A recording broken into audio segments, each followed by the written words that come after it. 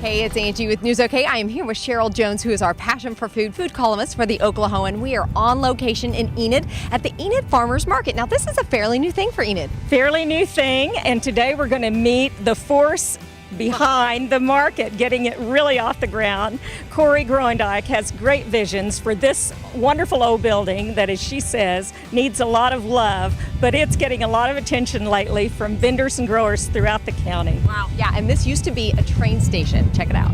Right now we're in the old train station. I love this building. I have had an affinity with this building ever since I first moved here, well over 10 years ago now. And I had always hoped that something fun and interesting would happen. And when we started up this project, I contacted the gentleman who owns the building, and he was very generous and kind in letting us use it. And we hope to, as an organization, acquire the property for long-term use. Our grand opening was outstanding. We had a few weekends where we did kind of a dry run, and then we had a big shebang. We had about 1,600 people who turned out for that. And we had a petting zoo and all types of children's activities that obviously are agrarian in nature. And then throughout the season, we went on to have a tomato festival and a pumpkin festival, things just to really pull together other demographics that might not necessarily show up for the farmers market. You know, we have the children's activity area that's obviously going to be expanded.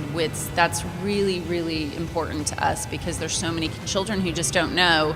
You know, they just think the food comes from the grocery store, and maybe they think that they make it in the back room. I don't know, but I think it's important for them to see the steps that it goes through. It's really sad and scary when you see some of the things that people put in their bodies, and that's one of the big reasons why we're really going to focus on the nutritional aspects and cooking courses in the years to come, and ways to utilize the produce and the goods that we're actually selling here. When I first started this project, like I had said, I had a personal longing for one.